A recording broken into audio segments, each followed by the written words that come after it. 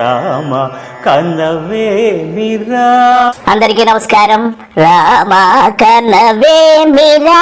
ఈరోజు మన గౌరవ అతిథులు ఆంధ్రప్రదేశ్ రాష్ట్ర శాసనసభ డిప్యూటీ స్పీకర్ రఘురామకృష్ణంరాజు గారు ఉరఫ్ విగ్గురాజు గారు వచ్చారు. వీరు చాలా గొప్ప మేధావులు.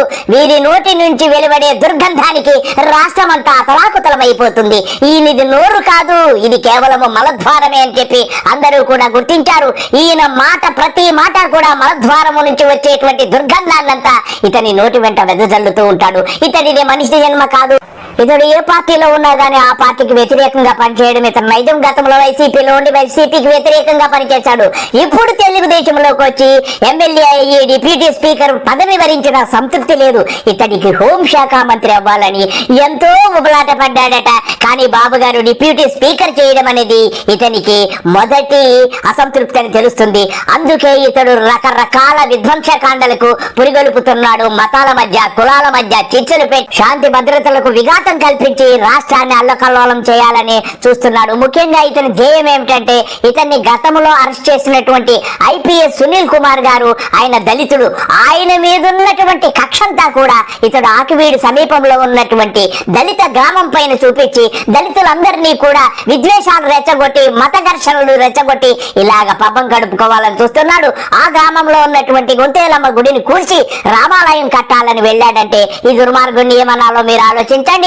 ఇతడు కేవలము దళితుల మీద పగబట్టే ఇలా చేస్తున్నాడు తప్ప ఇతనికి రాముని మీద గాని ఎటువంటి దేవుని మీద కూడా భక్తి లేదు. ఇతడు ఒక నీచుడని అందరికీ తెలుసు. ఇతడు ఏం చేశాడో ఒక్కసారి మనం ఇప్పుడు గమనిద్దాం.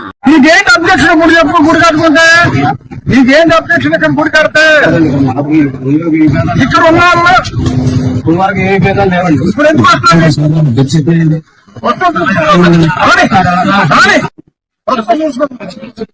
రాజ్యాంగబద్ధమైనటువంటి పదవిలో ఉన్నటువంటి వ్యక్తి ప్రవర్తించవలసిన తీరుదా అని చెప్పి సభ్య సమాజం అంతా సిగ్గుపడుతుంది. ఇకపోతే ఇతనికి ఉండి గ్రామంలో దాదాపుగా 100 ఎకరాల భూమి ఉందంట. 1 ఎకరములో ఆ యొక్క రామాలయాన్ని నిర్మించి అందరికీ కూడా దర్శనం కలిగే విధంగా ఏర్పాటు చేస్తే ఎంత బాగుంటుంది. అది మానేసేసి దళితవాడల్లో ఉన్నటువంటి గొంతేనమ్మకు దేవాలయాన్ని కూల్చేసి అక్కడ రామాలయం కడుతున్నాడంటే ఇతడు ఎంత నీచుడు. ఇకపోతే ఈ గొంతేలమ్మ ఎవరు అనే విషయాన్ని ఇప్పుడు మనము తెలుసుకుందాం. గొంతేనమ్మ అంటే ఎవరు, ఎందుకు వచ్చింది, వాళ్ళే ఎందుకు చేస్తున్నారు అని కొంచెం వివరించండి సార్. గొంతేనమ్మ పండుగ చాలా ముఖ్యమైన పండుగ భారతీయ సంప్రదాయంలో.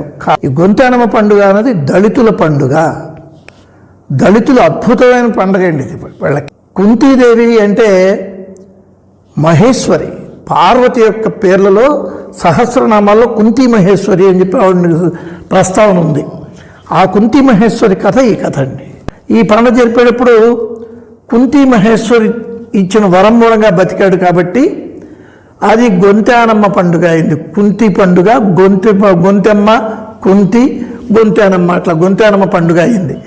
చూసారు కదా ఫ్రెండ్స్, ఈ గొంతేలమ్మ అనేటువంటి గ్రామ దేవత యొక్క గుడిని కూల్చేసి ఇతడు అక్కడ రామాలయం నిర్మించడము ఎంతవరకు సబబో మీరు ఆలోచించండి. ఇకపోతే ఈడి యొక్క వికృత చేష్టలు, వింత పోకడలు ఎలా ఉంటాయో, ఎంత జిగుప్సాకరంగా ఉంటాయో ఒక్కసారి ఈయన్ని చూద్దాం. అందరికీ నమస్కారం. ఏమన్నారా? ఏమన్నారు? మడిసి పెట్టుకోమన్నారా? తీరిందా? ఒళ్ళు దగ్గర పెట్టుకోండి రాస్కల్. శాసనసభ ఉప సభాపతిగా ఉన్నటువంటి వ్యక్తి ఎలా మాట్లాడుతున్నారో విన్నారు కదా. ఇకపోతే వీడు సునీల్ కుమార్ ఐపీఎస్ గురించి ఏం మాట్లాడాడో ఒక్కసారి విందాం. ఇప్పుడు సునీల్ కుమార్ కి మీ మధ్య వ్యక్తిగత వైరంగా మారిందాం అనుకుంటా. కేసు అంతా ఖచ్చితంగా వ్యక్తిగత వైరంగా మారింది, అందులో డౌట్ ఏముందా? వాడి వాగుడు చూస్తున్నారు కదా, అందుకనే నేను మాట్లాడాల్సి వస్తాను. తప్పట్లా. ఒరే వాడు వీడని నువ్వురా ముందు మాట్లాడింది, నీ యొక్క మలద్వారంతో మాట్లాడావురా, నీది నోరు కాదు కదా. ఆ తర్వాత అతను నువ్వు వాడు వీడన్నప్పుడు అతనికి ఓపిక నశించి ఆ తర్వాత మాట్లాడుండొచ్చురా బేవర్స్. నేను జనరల్గా అతను వీడియోలో చూడను, కానీ మొన్న ఎవరో పంపించారు చూసా. మీరు ఏదన్నా చెప్పుకోవచ్చు, నాకు వ్యతిరేకంగా మాట్లాడుకోవచ్చు, మీకు వాక్ స్వాతంత్రం ఉంది, దాని గురించి నేనేమన్నాను. కానీ వాడే భాష ఏమిటి, వాడు వీడు అని మాట్లాడతాడు. ఎరా గవిడి గేదెలాగా పెరిగావు, నీకు సంస్కారం లేదేంట్రా? మీ అమ్మా నాన్న నీకేం నేర్పించలేదా? పశ్చిమ గోదావరి జిల్లాలో ఎవరినైనా సరే పనిచేసే వాళ్ళని కూడా చాలా మర్యాదగా బాబు అని పిలుస్తాం. ఆ సంస్కారం కూడా లేదా? వాడు వీడు హాఫ్ కోటు నీకేంట్రా నేనేం వేసుకుంటే? నీ సొమ్ములతో కొనిచ్చావా? నువ్వెంత, నీ బతుకెంత? పొద్దున్న లెగిస్తే బ్యాంకులను మోసం చేస్తే కానీ బతకలేవు.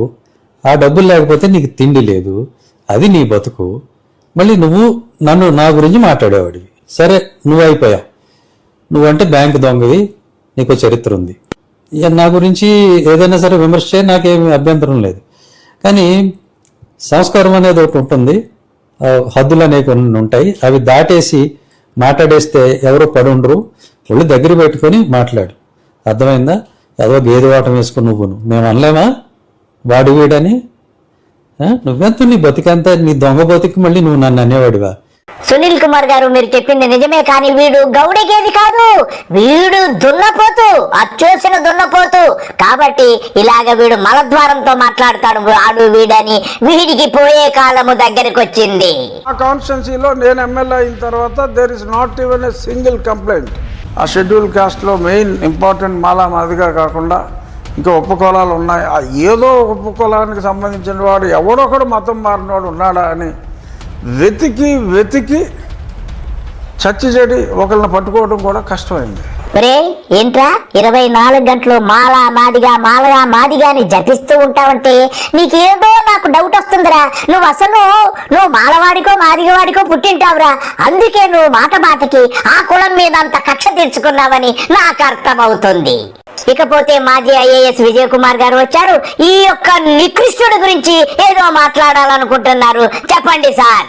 ఒక కాన్స్టిట్యూషనల్ పొజిషన్లో ఉండి ప్రొద్దున లేస్తే రోజు రాజ్యాంగం గురించి మాట్లాడుతూ రాజ్యాంగబద్ధంగా ప్రమాణ స్వీకారం చేసి అందరినీ కూడా సమానంగా చూస్తామని, అందరికీ సమాన స్థాయి ఇచ్చి సమన్యాయం చేస్తామని మీరు ప్రమాణం చేసి వచ్చి ఒక మతాన్ని భుజాన్ని వేసుకుని, ఒక కమ్యూనిటీని భుజాన్ని వేసుకుని మిగిలిన వారికి వ్యతిరేకంగా ఎందుకు మాట్లాడుతున్నారు మీరు?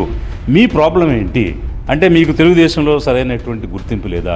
మీ మాటలు వాళ్ళు వినడం లేదా? మీరు పెట్టిన కేసులకి మీరు ఆశించిన ఫలితం రావడం లేదా? లేకపోతే మీరు బ్యాంకుల్లో డబ్బు దోచుకున్నారని దాని మీద సిబిఐ ఎంక్వైరీ జరుగుతుందని, అలాంటి పరిస్థితిలో బీజేపీలోకి వెళ్ళిపోతే వాషింగ్ మెషిన్లోకి వెళ్ళినట్టుగా పరిశుద్ధమై బయటకు వచ్చేయచ్చు, ఏ కుంభకోణం చేసినా కూడా వాషింగ్ మెషిన్ పార్టీలోకి వెళ్ళిపోవచ్చు అని ఆలోచిస్తున్నారా? అనాథరైజ్డ్ చర్చిలు ఉన్నాయి. అనాథరైజ్డ్ చర్చ్కి పర్మిషన్ కలెక్టర్ దగ్గర తీసుకో. మీరు పర్మిషన్ తెచ్చుకునే వరకు మీరు ఆపరేషన్లు ఎందుకు చేస్తున్నారు అని సంజాయిషి అడుగుతూ నోటీసులు ఇస్తానని చెప్పా. కేవలం ఒక చర్చ్కి వెళ్ళినంత మాత్రాన, ఒక మాస్క్కి వెళ్ళినంత మాత్రాన, ఒక గురుద్వారాకి వెళ్ళినంత మాత్రాన వారు మతం మార్పిడి అయినట్టు కాదు. అది అందరికీ తెలుసు. ముఖ్యమంత్రి చంద్రబాబు గారు అనేక సార్లు అనేక టెంపుల్స్కి, చర్చెస్కి, మాస్కులకి వెళ్ళిన విషయం అందరికీ తెలుసు. దీన్ని రేకెత్తించి రేకప్ చేసి కొన్ని వర్గాలలో భయాన్ని గురి చేస్తున్నారు. ఏదో 113 చర్చెస్ ఉన్నాయి, పర్మిషన్ లేకుండా నోటీసులు ఇస్తామని. మీరెవరు నోటీసులు ఇవ్వడానికి? దానికి ఒక వ్యవస్థ ఉంది. అధికార వ్యవస్థ, మున్సిపాలిటీ అయితే మున్సిపాలిటీ, పంచాయతీ అయితే పంచాయతీ చూసుకుంటుంది. ప్రశాంతంగా ఉన్న రాష్ట్రంలో ఇలాగ వీడు కుల మతాల మధ్య విద్వేషాలు సృష్టించి ఇలా చిచ్చులు పెడుతున్నాడంటే వీడు ఎంత దుర్మార్గుడు అర్థం చేసుకోండి. వీడు పెద్ద దొంగ, వీడు పెద్ద 420, వీడు SBI, axis bank, syndicate bank, bank of India, Punjab national bank, Indian overseas bank, ఇంకా 2-3 బ్యాంకులకి కన్నం వేసేసాడండి. వీడి మీద 3 కేసులు ఉన్నాయి. వీడు పెద్ద డెకాయిట్. వీడు మాట్లాడుతున్నాడు రాజ్యాంగాల గురించి, అన్ని విషయాల గురించి. వీడి బాధ ఏంటో ఒక్కసారి విందాం. కూటమి ప్రభుత్వంతో నాకు సంబంధం లేదండి. నేను ఉన్నది ఒక రాజ్యాంగబద్ధ పదవిలో ఉన్నా. నేను తెలుగుదేశం పార్టీ సమావేశాలకు నేను ఏ రోజు వెళ్ళటం లేదు. ప్రస్తుతం నేను ఉన్న ఈ పదవిలో రాజ్యాంగబద్ధ పదవిలో నేనున్నాను. రాజ్యాంగం మీద ప్రమాణం చేసి రాజ్యాంగంలో ఏదైతే ఉందో దాన్ని అనుసరిస్తాను అని ప్రమాణం చేసిన. ఏమన్నావురా? రాజ్యాంగబద్ధమైన పదవిలో ఉండి ఎంతో చక్కగా ఉన్నావా? నీ ఫేస్ ఒకసారి అద్దంలో చూసుకోరా. వీడు దళితుల పేరెత్తుతానే వీడు హావభావాలు ఒకసారి చూడండి. వీడిని మరి ఏమనాలో నాకు తెలియడం లేదు. ఇంత నీచుడు, ఇంత లోఫర్ లుచ్చా ఇంకా ఎక్కడా ఉండడు. ఒక్కసారి ఈ వీడియో చూడండి. ఈ సమాజంలో అట్టడుగు వర్గాలు, అణిచివేయబడిన వర్గాలు, ఎస్సీలు, వాళ్ళ కోసం తీసుకొచ్చింది రాజ్యాంగంలో Yes, రిజర్వేషన్. correct. వాళ్ళ అణిచివేతలో వాళ్ళు నేను సప్రెస్ చెప్పేది- కాకుండా ఉండటం కోసం తీసుకొచ్చింది ఎస్సీ అట్రాసిటీ యాక్ట్. నేను చెప్పేది మీరు చెప్పేది ఒకటే. ఏరా గుద్ద బలిచిందారా నీకు? కొవ్వు పట్టి ఉన్నావురా, కొవ్వు పట్టి మదము పట్టి ఒళ్ళు బలిచి కొట్టుకుంటున్నావురా నువ్వు. నీ వికృత చేష్టలు చూస్తుంటే అలా ఇలా ఉండడం లేదురా మనుషులకు. నీది మంచి జన్మ కాదురా. నువ్వు మాత్రము నువ్వైతే రాజు కులంలో పుట్టి ఉండవు, నీకేదో తేడా కులంలోనే నువ్వు పుట్టావు, అందుకే దళితుల మీద నీకింత విద్వేషం అని చెప్పి నాకు అర్థమవుతుంది. అసలు నాకు కులము అన్న ఫీలింగ్ నేను చిన్నప్పటి నుంచి చదువుకున్నప్పటి నుంచి లేదు. కూటమి ప్రభుత్వంతో నాకు సంబంధం లేదండి. నేను ఉన్నది ఒక రాజ్యాంగబద్ధ పదవిలో ఉన్నా. నేను తెలుగుదేశం పార్టీ సమావేశాలకు నేను ఏ రోజు వెళ్ళటం లేదు.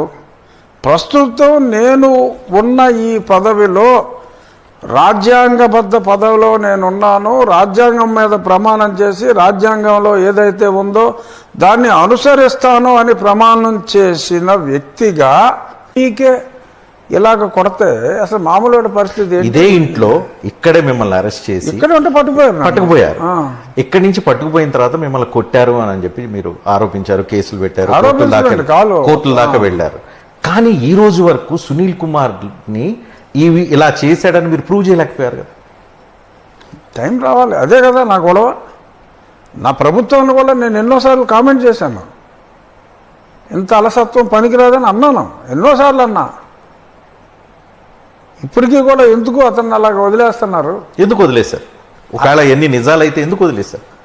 చట్టం చుట్టమవుతుందా కొంతమంది? That was my allegation. నేను ఈ ప్రభుత్వంలో నేను ఒక పార్టీ ఈ ప్రభుత్వంలోనే నేను ఎమ్మెల్యేగా ఎన్నికైనప్పటికీ కూడా everyday I'm questioning the same thing. ఏమండి, సాక్షాత్తు ముఖ్యమంత్రి గారు కనీసం 100 మీటింగుల్లో నన్ను కొట్టారని ఆయనే చెప్పాడు. మరి ఏదో అతను ఊపే ఉడదూపులు ఏదో నా వెనకాల ఎంతమంది ఉన్నారు, ఒక్క రఘురామరాజు కోసం దళితులను అందరినీ మీరు మీ పార్టీకి వచ్చే ఓట్లను పోగొట్టుకుంటారా అని వాగే పిచ్చివాగుడికి ఏదన్నా మరి ఏమన్నా స్పందిస్తున్నారేమో నాకు. అవునండి, మామూలుగా ఉన్నవాడు ఏంటంటే అసక్తుడుగా ఉండి నోరు మూసు కూర్చుంటాడు.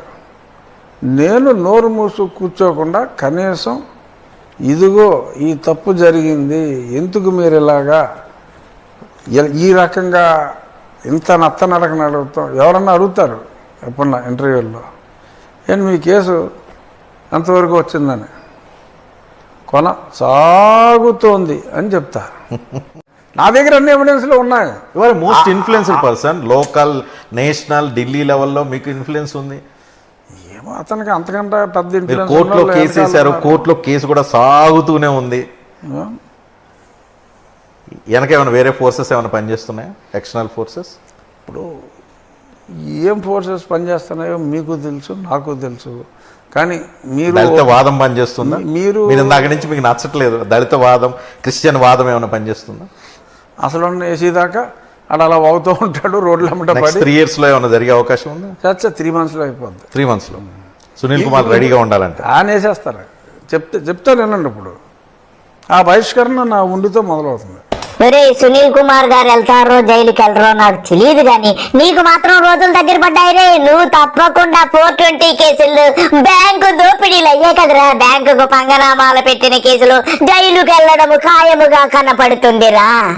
అనుకున్నామని జరగవు అన్ని, అనుకున్నామని జరగవు అన్ని, అనుకోలేదని ఆగవు కొన్ని, జరిగేవన్నీ మంచికని, అనుకోవటమే మనిషి పని.